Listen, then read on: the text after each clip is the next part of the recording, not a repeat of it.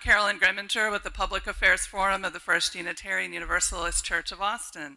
Our program's mission is to nourish the mind and spirit and serve social justice. Our forums occur on most Sundays at noon and are free and open to the public. We encourage you to attend. Our church is physically located at 4700 Grover Avenue in Austin, Texas. For more information, you can go to our church website and find our public affairs forums there at www.austinuu.org. I'd like to introduce our speakers today, Darlene Lanham and Jeremy Stoll. Ms. Lanham is chapter director for Texas Coalition Building Institute, the regional chapter of the NCBI. She brings 20 years of experience leading individuals and groups in diversity, inclusion, and equity work through NCBI. She is managing director of Hill Country Advisory Group, LLC, a public affairs, communication, and association management firm serving associations, nonprofits, and businesses in the U.S. and Asia. Darlene has led political campaigns, law enforcement contract negotiations, and other public affairs forum efforts in Texas, California, Kentucky, Florida, and Taiwan. Jeremy Stoll is a board member for Texas Coalition Building Institute and brings 10 years of experience addressing issues of inequity in both the public and private sector.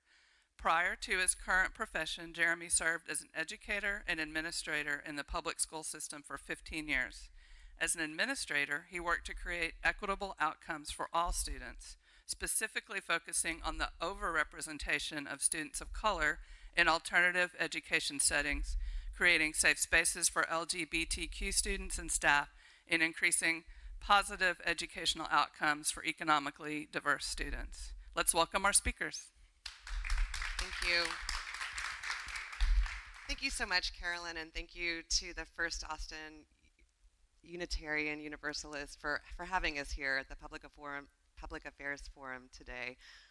It's such an honor to be here and to share a little bit about the work of the National Coalition Building Institute. And Jeremy and I have been meeting and talking with Sharnaz over the last couple of months and feel like there's a lot of mission alignment here, and we hope that our demonstration today, a first step in coalition building, you will see that and feel that as we have in planning. Just a little bit more about myself. You heard about my day work here in Austin. The chapter of NCBI is full of professional, full-time people who are doing other work and who do this work, the NCBI work, part-time. It's our heart's work. So many of us are employed in other capacities and in other places, but we do come together on a voluntary basis or short-term contract basis to do work with organizations. And so that's a little bit how we're organized here. I was born in Southeast Asia in Taiwan and moved to the US in the 90s. I was adopted by white U.S. American family living in Taiwan overseas. I've lived in Southeast Asia most of my life until moving to Texas in the early 90s. I went to school at University of North Texas up in Denton. I don't know if we have any North Texans here. And then moved to New York for a very brief while, and then settled in Austin, as so many people do, when I decided to go back to school and study public affairs at UT at the LBJ school. So I have been here 15 years on July 4th this year. So yeah, 15 years in Austin, and it's been great. I'm very proud to call Austin my home. Thank you, Darlene. My name is Jeremy Stoll. I'm very glad to be here with you. I got to hear some amazing stories earlier, and we hope to share some stories with you as well today. I grew up in the United States, grew up in the Midwest, got to the South as soon as I possibly could, attended LSU as a music major, and then headed west to Texas. So I've been here about 20 years, and I'm very, very glad to call Austin home. In my current role, I design and deliver training for a technology company that designs and sells consumer electronics, service, and software. But really, I guess my heart's work today that I want to highlight is the time in public schools, right, as a school administrator. And just to kind of pay tribute or honor to what types of significant change NCBI can allow for, I want to highlight just 2 or 3 brief points. We heard about some of those initiatives earlier from Carolyn, but one thing that NCBI was able to do was to make a safe place not just for all students, but specifically those that identify as lesbian, gay, bisexual, or transgender, or even questioning, right? So that was a very politically and socio-political time, and we were able to make some really changes at the district level.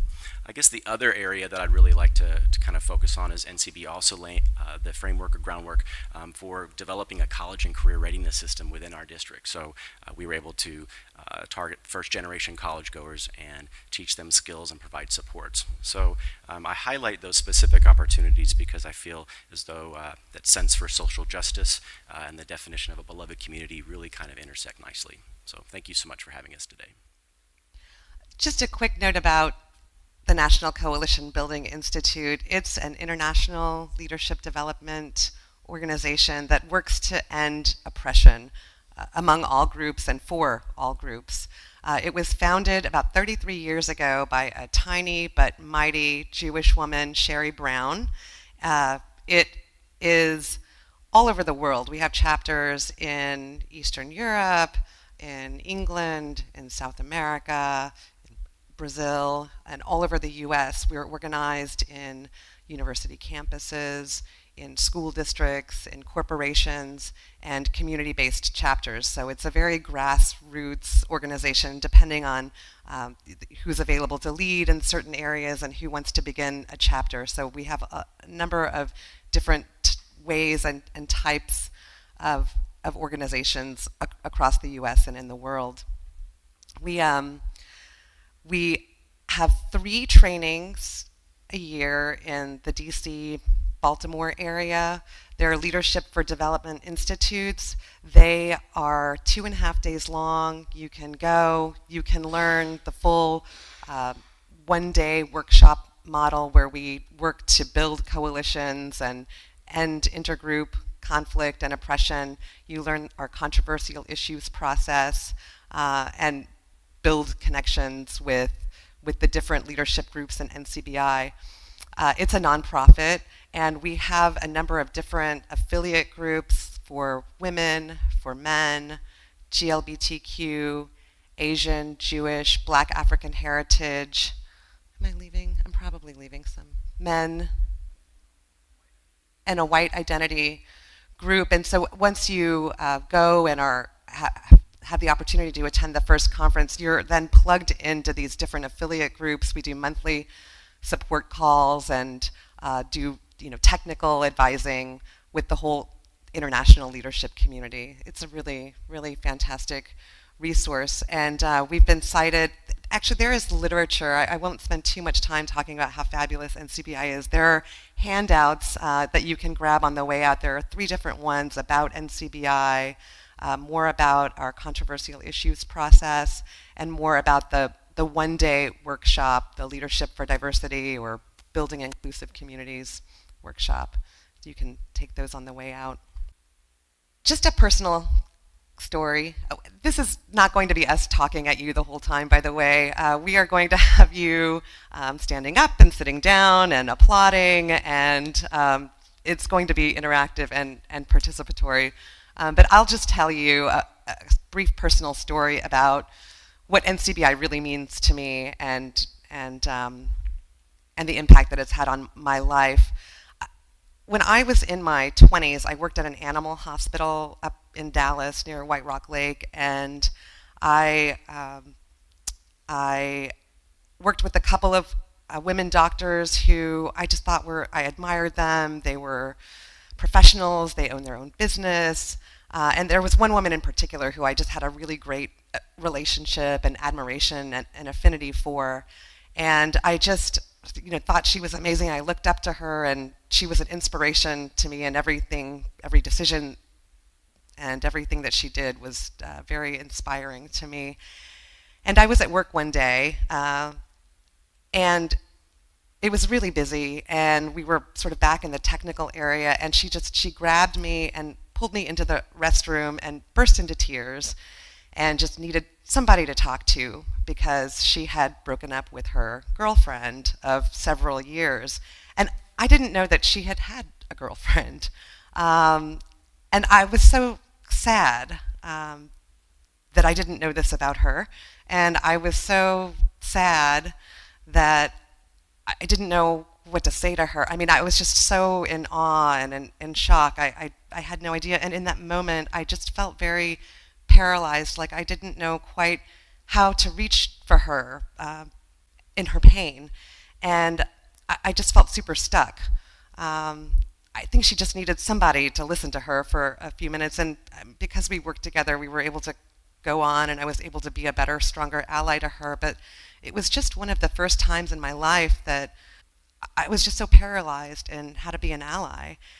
When I was later at the University of North Texas, they had National Coalition Building Institute one-day models as staff orientation, and I went through the 8-hour workshop, and so many things clicked for me that empowered me and enabled me that I did have the skills, that I did have the capacity, and that I did have the knowledge to be more active in that moment. And I think since then, 20 years ago, I have really relied on NCBI skills and principles to guide me through personal relationship issues, professional issues, issues with neighbors and community. So it has been very, very rewarding to me. So we talked about earlier, part of my past was my past as an educator. And I'd like to tell you about a time when I was asked a question that really kind of knocked me off my feet. So I had a lot of assumptions about myself as an educator, many of which were untrue. I thought, hey, I care about kids. I'm pretty aware. I could point out a blatant act of racism or oppression. I didn't have biases. I was pretty, I was good for kids, right? So I was actually at all places at a diversity conference with a colleague, and we had a really good relationship. We could kind of storm and norm, and she said, Jeremy, I'd like to have a little conversation with you. What's it like to be, what is the white culture like? What's it like to be a part of the white culture? So I was stunned, and first thing it was like, well, I could think of other groups, I could think of other cultures, and I could think of stereotypes, right? And then I just kind of looked out, and it just was. So it reminded me of the thought of, like two fish speaking to one another. One fish said, hey, how's the water? And the other fish is like, what water? So I was just completely unaware of my own privilege, my own dominance. When I looked on the television, when I looked out, I saw people that looked like me. So I could not experience the dominance in any other way because that was my lens. So unpacking that after a while, I realized, wow, I do have biases. I do have things that I need to unpack. And with that, I became aware of like my privilege as a male, my privilege as a white male. And with that came guilt and shame because I wasn't intentionally making policies or doing things that were harming people, but there were microaggressions. There were a number of different things that I was not aware of. And so I too, through some really personal connections, right? Through Darlene, I became involved in NCBI. I attended the Leadership Institute, and that was a great place for me to kind of unpack, have permission to not really know quite what's going on up here, and kind of have a safe space to kind of process through things. So by attending this workshop, by doing my own work, I was able to really have a good kind of understanding of what types of things what was going on up here. So once I was able to unpack these different thought processes and learn some new skills, I was just much better to myself in dealing with my own internalized homophobia and other aspects of my identity. But more importantly, I was able to be a better ally. Why don't we do the introductions of folks here? Yeah. So I'm curious, just by a show of hands, raise your hand if you feel like you know pretty much everyone in here fairly well. All right. Okay. All right, fair enough. All right, so let's do this. We're going to, just in the interest of time, let's go around the room, if you don't mind, and introduce yourself, and then something that people may not otherwise know about you. Yeah, so tell us your name, where you're from, and then something people may not know about you.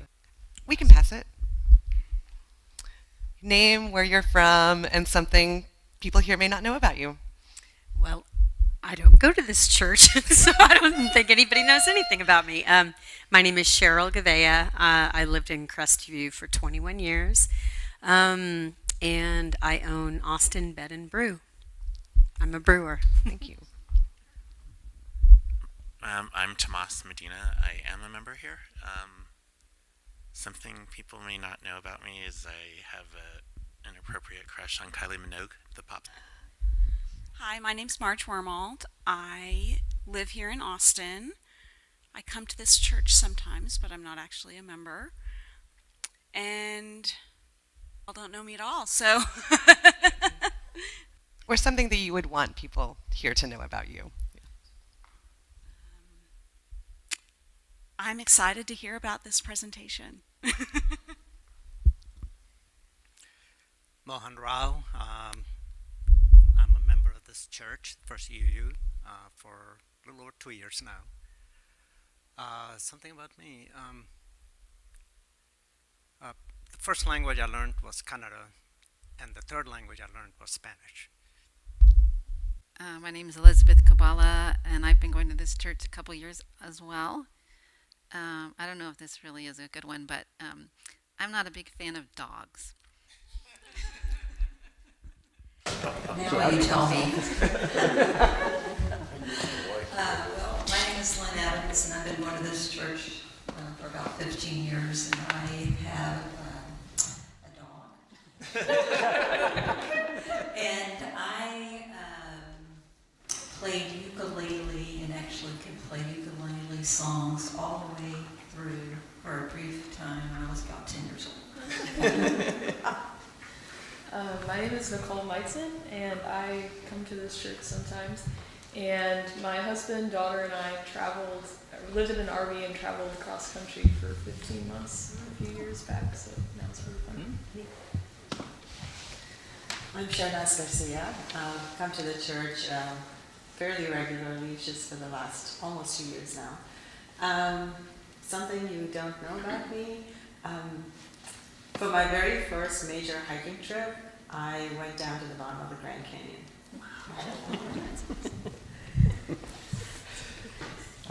My name is George Garcia. I'm also a member of this church. I've been coming here for nearly 2 years. Something I enjoy backpacking, and I was the instigator who took Sharon's down to the bottom of the I'm Carolyn Grandinger. I've been a member here for about 17 years. I kind of lose track. And an interesting tidbit about me is my grandmother was an immigrant from Bologna, Italy in 1900, and she came through Alessandro. I'm Margaret Gordon. I'm a member here almost 25 years. Wow. I really enjoyed all the camping trips I took with my son's Cub and Boy Scout troops, including hiking to the bottom of the My name is Maria Person. I'm also a member of this church. On the animal theme, I fancy myself a kind of cat whisperer.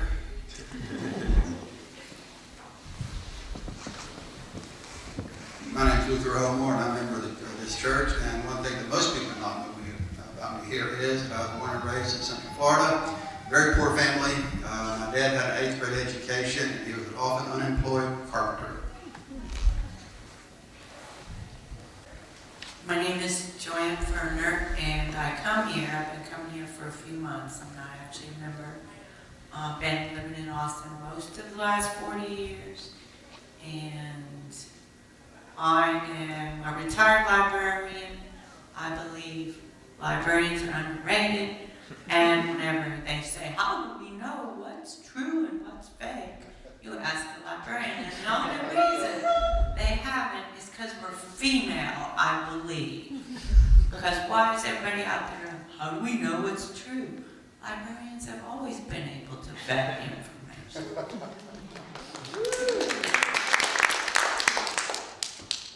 Hi, my name is Mustafa Kuroglu. I'm a member of the Turkish American community and also volunteering for the Dialogue Institute. Something about me, We have just adopted a cat a month ago, and we are so happy that we did. Hello, my name is Kürşat. We came together with Mustafa here. Thank you for your invitation to us. I'm in Austin since 2 years, and I'm really happy to be here. That's it right now. Thank you so much. My name is Fred Higgins. I've been a member of the church for how many years? One of the things people don't know about me is that I have a management degree and I can't even manage myself. I'm Peggy, and like you heard from Fred, we came here together more than a couple of decades ago.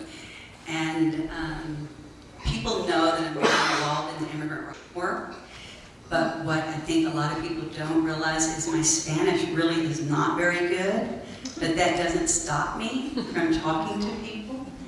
And I also, even though I'm very involved with a variety of people of color, I still sometimes do microaggressions. I'm Russell Eskew. Just as capitalism is a religion, I have my own religion. My name is Sandra Reese. I'm a member here, and I'm camera shy. Take 3. I'm Jennifer Knudsen. I'm a member here as well, and I love to play with paint.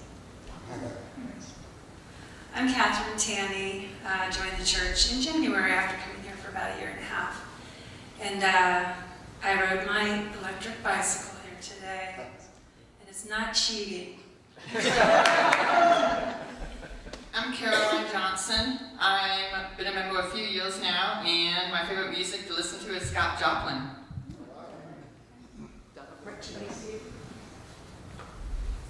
I'm Eva, and I was from Hong Kong, and I believe that everyone has a purpose and meaning in their life, and my biggest joy is to bring out the life mission in everyone I have come across and touch one soul at a time. Thank you. Thank you, everybody. Do you? Something people, yeah, and I'll do. Sure. So Jeremy grew up in the Midwest, Southern Illinois, and something that people don't know about me is I have an abnormally large spoon collection. You don't really get to choose what people bring you when you're first born, and so it started out with a decorative spoon, and like from the Grand Canyon, perhaps a gift shop, and then other people saw it, and so now it's just out of control. And I'm Darlene, living in Austin, Texas, from Taiwan. And something people would not know about me is that I am not married, but I have 3 stepchildren, aged 21 through 33. So we were invited by Sharnaz and the church to join you for your April Spring Into Action month, and she let us know that you were working on the 8th UU principle. Does anybody have it memorized? Neither do we, but do we have a volunteer to read? We have it printed out here. All right, thanks. People probably don't know I love to read out loud. We, the member congregations of the Unitarian Universalist Association, covenant to affirm and promote, journeying towards spiritual wholeness by working to build a diverse, multicultural, beloved community by our actions that accountably dismantle racism and other oppressions in ourselves and our institutions. Thank you.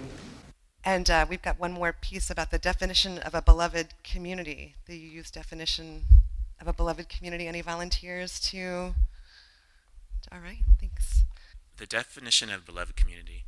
Beloved community happens when people of diverse racial, ethnic, educational, class, gender, sexual orientation, backgrounds, identities come together in an interdependent relationship of love, mutual respect, and care that seeks to realize justice within the community and in the broader world. Thank you. I love that interdependency and accountably moving forward. You know, Sherry Brown and Joyce Shabazz, who are leading a Leadership for Diversity Institute in DC right now. Maybe it wrapped up yesterday, but one of the quotes that Sherry had said is that, we cannot move forward with only accountability or only generosity, right? So accountability on its own does not move us forward, and generosity on its own does not move us forward. But what moves us forward is having both accountability and generosity, and that is how we can move forward in terms of building coalitions and building communities. And I think that it's just so resonant with the principles. Okay, with that being said, we've learned a little bit about one another, but we're going to really kind of dig a little bit deeper, and we're going to learn about the similarities and differences amongst all of us here. In a moment, we're going to go into this activity called up-downs. And the reason it's called up-downs is we are going to ask you guys to stand up and sit down when we call like a member of a group. So we're going to call out a number of different groups. And if you are a member of that group, we invite you to stand. Now, if that's not physically comfortable for you, we just ask that you raise your hand, right? So for those of you that are not a member of that group, your role is to welcome, applaud, cheer those that are a member of the group. All right? All right, so we have some broad categories, and then we have some really specific ones, right? So we'll start off with family order. So please stand if you are an only child. No only children. Oh. Okay. All right. Please stand if you are the middle child. And everybody else.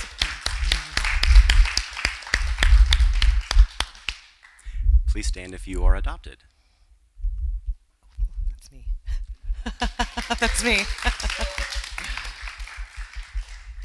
Please stand if you are the youngest in your family.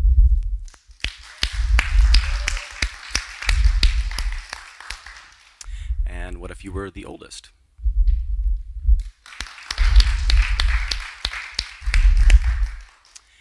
Any twins? All right, let's now move to place of birth. And first, let's start out if you were born, raised, or spent a significant amount of time outside of the United States. Please stand.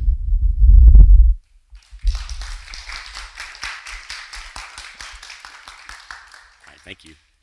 All right, kind of focusing on the United States. Let's hear from where. Okay. Yeah, we've got a minute. So for those of us who just stood, where were you born or lived or spent a significant amount of time? Venezuela. Okay. India. India and Peru. Germany. Panama. Turkey. Turkey. All right. Thank you. All right. Within the states, if you are on the East Coast, we're born on the East Coast.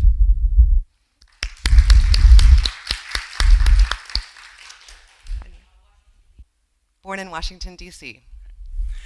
All right. If you would consider... Huntington. Okay, great, thank you. Yeah. All right, if you consider yourself growing up in the North.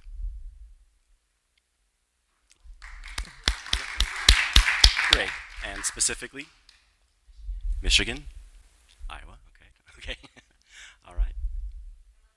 Illinois, all right. And what about the South, if you consider yourself growing up in the South?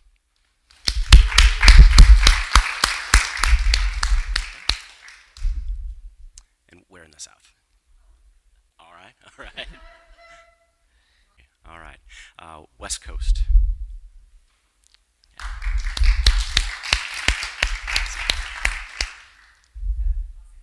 Los Angeles. Okay. All right, now we are going to just pick a couple more areas. Austin, if you grew up in the Austin area. Okay. Truly a rare breed of person, right? And I say this, I grew up in the Midwest, but I've since come to love the Republic of Texas. So if you were born in Texas, let's honor you now.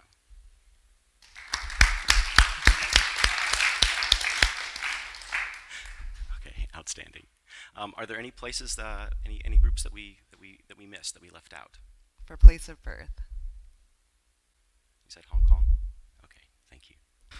Okay, next we are going to do ethnic and cultural groups, and I hope you'll be generous with me because I think this is the most complex one, you know, ethnicity and culture and geography and nation states get really blended together, and I think since we're a small group, I'm going to be very broad, and then when you stand, I'll ask you to share. So I'm going to call out I'll start with European. So European heritage, I'm thinking, and that's huge, the whole continent of Europe. We'll start with the Scandinavian countries, so Norway, Denmark. All right. Scandinavian, and do you know which country? Denmark and Sweden? Sweden, great.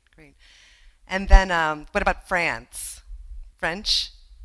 All right, you guys stand and everybody.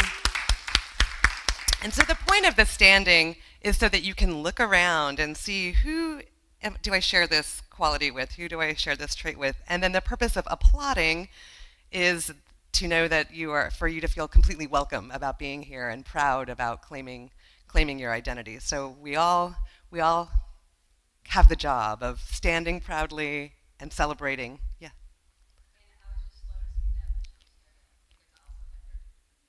Denmark. Okay, great. Yeah, and you can stand multiple times. You don't have to pick just one. Yeah. It's not a box that we're trying to put you in. It's trying to understand all of the many ways that you identify. How about Italian? All right. Barbara. Okay. How about the Eastern European Slavic countries? Yeah.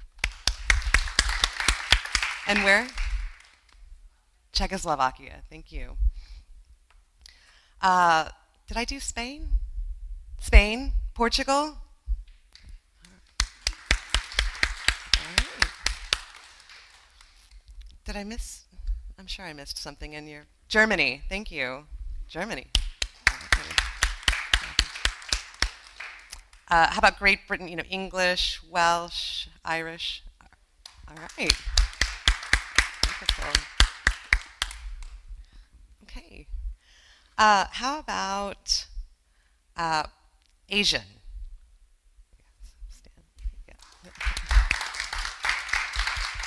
So I know we have South Asian and East Asian, Southeast Asian. Please share where in Asia is also ginormous. I was born in Mumbai, India. But as far as ethnicity, I actually identify as Parsi, which is from the Middle East. Okay. Mumbai, India. Yeah, Mumbai, India, identifying as Middle East, Farsi. South India. South India. Chinese. Chinese. Can I go back to Ireland? Yes. Well, I was raised to dislike British and that they were invaders, but you put them together. I just wanted to say that. Thank you. Because my great-great-grandparents were shot by the British, which is why my grandmother had to come over as an orphan. Just when you said British, Irish, I want you to know I felt really strong, like, we're not together, they invaded us. Thank you so much. Thank you so much. And so this is right, this is why this is so difficult, and you make a good point. So I had lumped in British and Irish, and your grandfather. Great-great-grandparents were both murdered by the British. And so my great-grandmother was sent to live with relatives as a child with other Irish people. So they don't go together. So Yet as far as my upbringing, I was taught to dislike British for that purpose. Now that, none of that might be historical, but when you put us together, I got a real strong, like, wait a minute. Right, so you had this strong adverse reaction because your great-great-great-grandfather, who was Irish. My grandpa's mom. Your grandfather's was the one who was orphaned. So I'm trying to repeat that for the radio broadcast. Yeah, and the generations don't matter, but both sides, because I'm all Irish immigrant, both sides, they taught us the British were invaders. Right, so then... They're not together. Was murdered by the British, and so then you were taught really to dislike the British because your family members... Incident, but all the branches of Irish, except for one, all felt that same way. So my dad...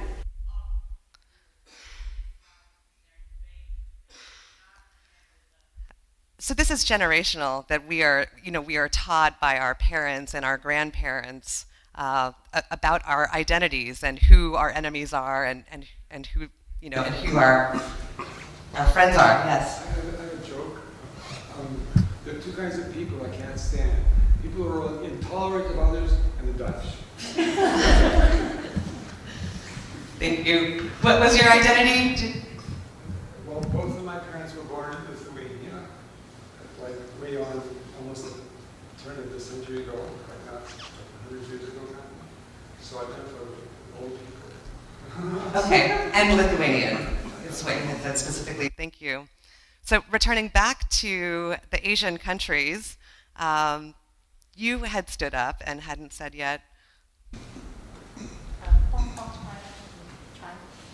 Hong Kong, China, Chinese.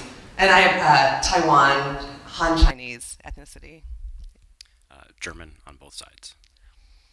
Okay, so we've done Europe, Asia, Hispanic, Latina, Latino, Latinx, Chicana. So that's broad. Thank you. And tell us. Sorry. Panamanian. Spanish, Venezuela. Spanish and Venezuela.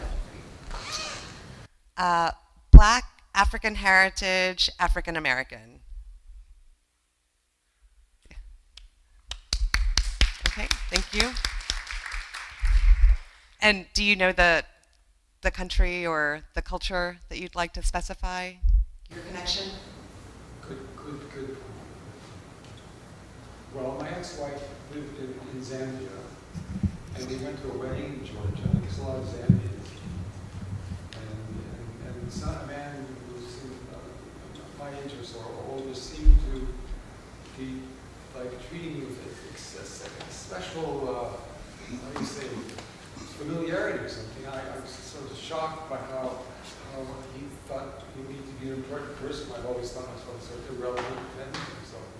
So I guess Zambia, whatever. So you've spent a significant amount of time in... No. This just the intensity of dissociation and living with her for so long, the stories and all the rest of it. The whole English involvement with Africa and all of that. And just the fact that American culture is permeated with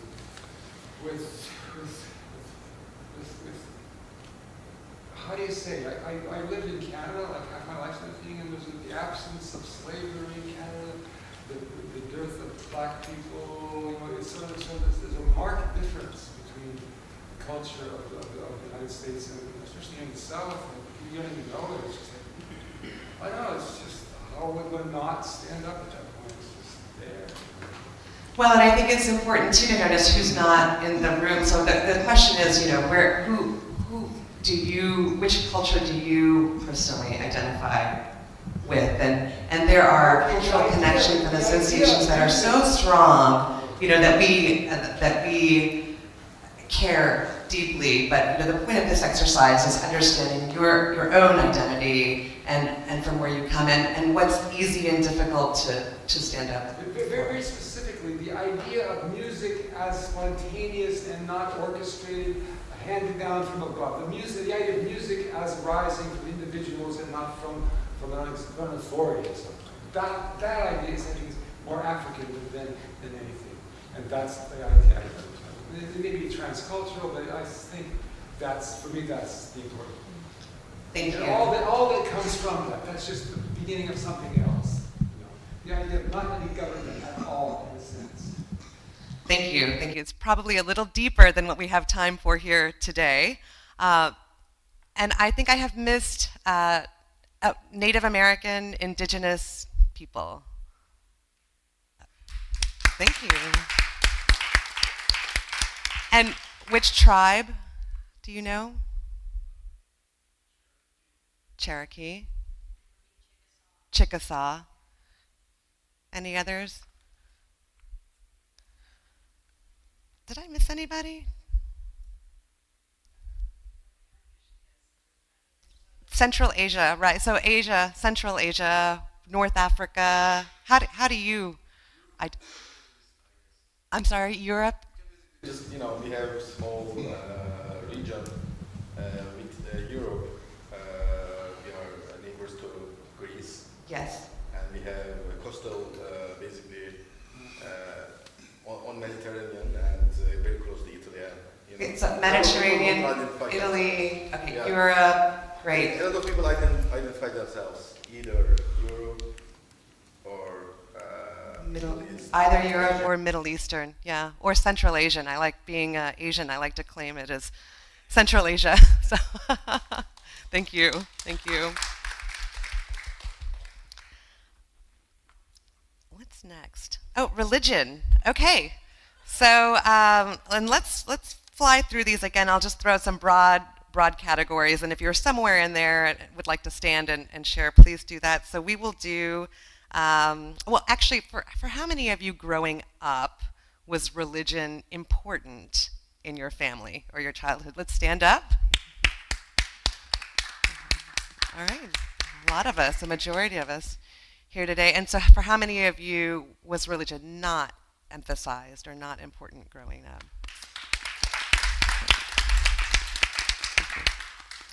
And so for those of you who grew up or your parents thought you grew up Catholic, Roman Catholic, stand and be recognized. All right. Protestant. All right. Jewish. Okay, okay. Atheist. Oh, okay, okay. All right. Buddhist. All right. Okay. Muslim. Thank you. Hindu. Did I leave anybody out? Anybody who was here? Yes. Zoroastrian. Thank you, Shanaz.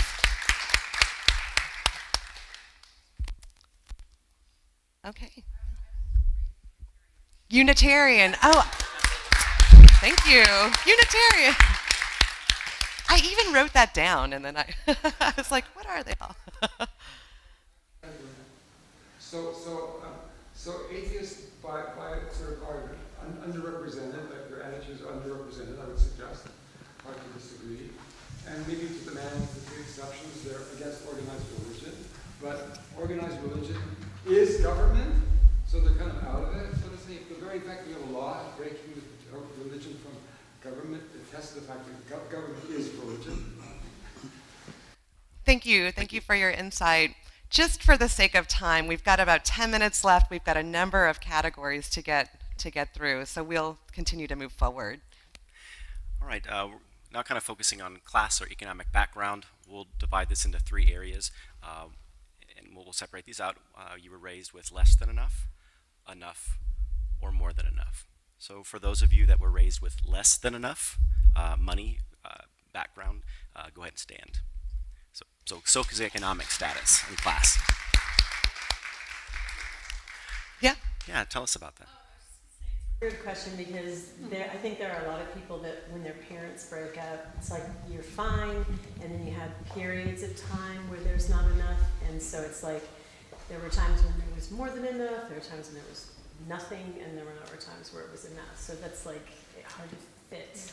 Yeah, so it's contextual depending on the point, and then also what is enough, that's subjective as well, right? And the way we do frame it is financial resources. So we're not talking about love, how much your family loved you or how much you loved one another. We're talking about class and financial resources. And so we do ask it, raised poor, less than enough, and more than enough. And for some folks, that's a fluid experience. It changes. And some folks are locked in. So thank you for sharing that. All right, so we talked about less than enough. Could we go ahead and have those stand if they feel like they were raised poor, though? Raised poor. Raised poor.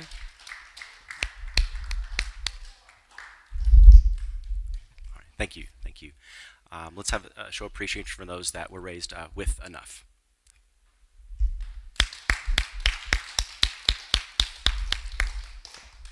And then last but not least, raised with more than enough.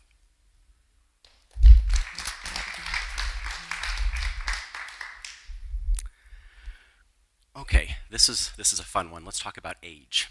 Okay. So we'll go through and kind of ask people to stand by decade.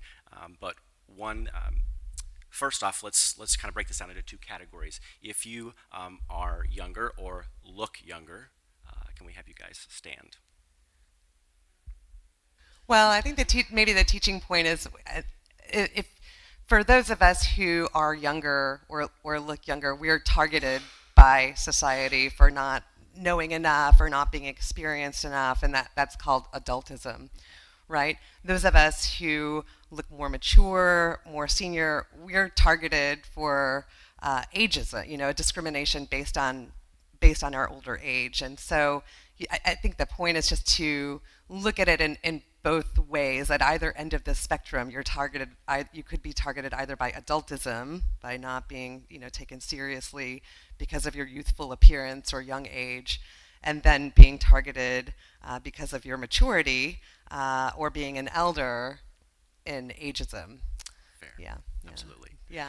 All And right. so we'll do by decade. It's funny too. So we spend like half of our life, we're never completely perfectly happy with the exact age that we are, right? It's like we spend half of our life wanting to be older, and then the other half of our lives wanting to be younger. And when do we ever feel good about our age? I don't know, it's all relative for sure. All right. So people under their 20s, let's stand. 20s and under. No. All right. Oh, you're right. Thank you. Yeah, under 20s. Again, noticing who's not in the room here today. Yeah. No? Okay. In their 20s. Okay. All right. In their 30s. Yay. In their 40s. Yeah. In their 50s. All right. 60s.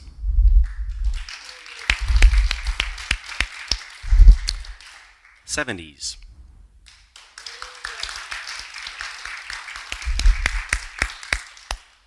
80s. Anyone above 80? Okay. All right. Thank you. Okay, now we'll do gender. So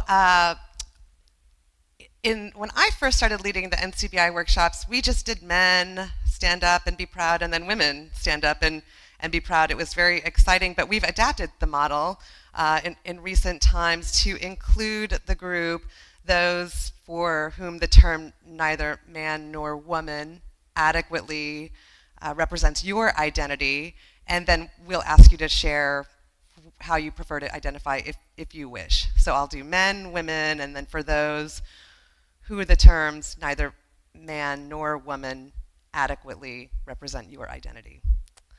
So men.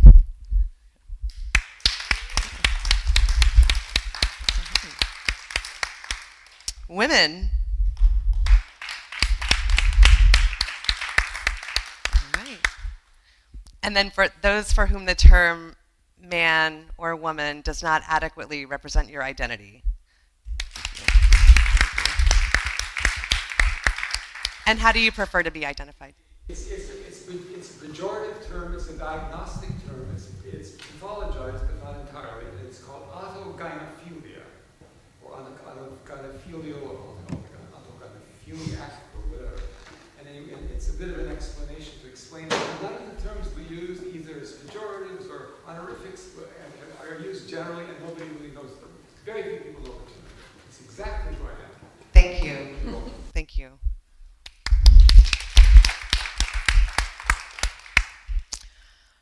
And then we'll do sexual orientation, and I'll just do a quick explanation about this. When Sherry and Joyce and the senior leaders first led this full one-day model with this exercise. They would call out, gay, lesbian, bisexual, please stand and be proud.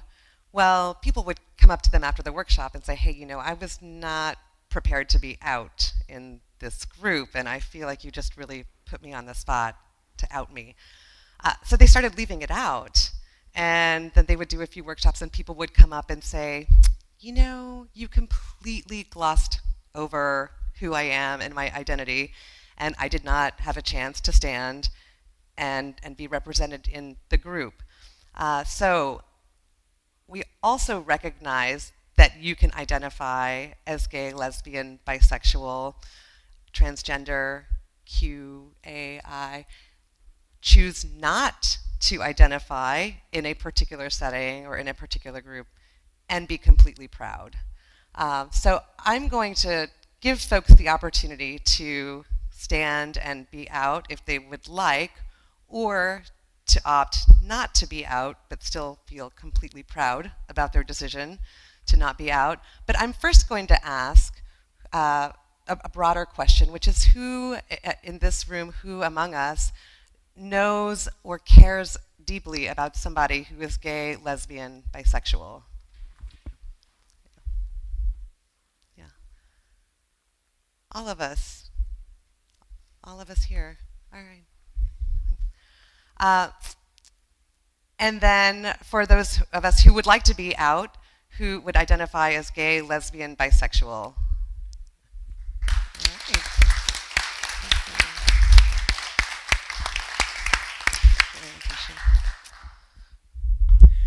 All right. All right. Our final two categories, the first one I'd like to focus on is going to be disabilities. And we will have this encompass a number of disabilities, those that can be seen and those that cannot be seen. So if you would like to identify with having a disability and receive welcoming encouragement, please stand.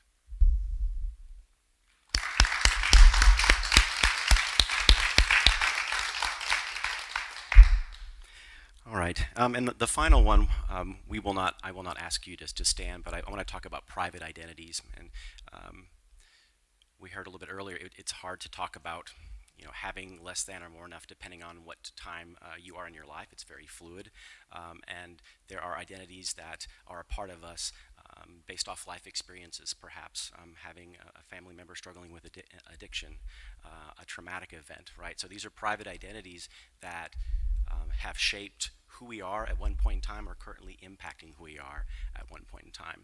So we won't have people stand, but we do want to just kind of be mindful of private identities that exist and really do have a large impact on our development and our day-to-day. Yeah, typically in a workshop we would invite people to stand and identify, and then if they wanted to share what the private identity is, we would invite them to share. And so it could be, a survivor of rape, adult child of an alcoholic, survivor of suicide, a number of these different life experiences that really completely affect us and shape who we are and how we identify and where we build community. All right, so we just spent some time talking about similarities and differences. We identified, we celebrated, and in a moment now we're going to divide you guys up into pairs. And the thought behind this is we're going to have you guys introduce yourself to another person that you're not familiar with based off your identities. So it would sound something like this. I'm Jeremy. I'm a white cis male, meaning that my gender identity and the sex I was assigned at birth match.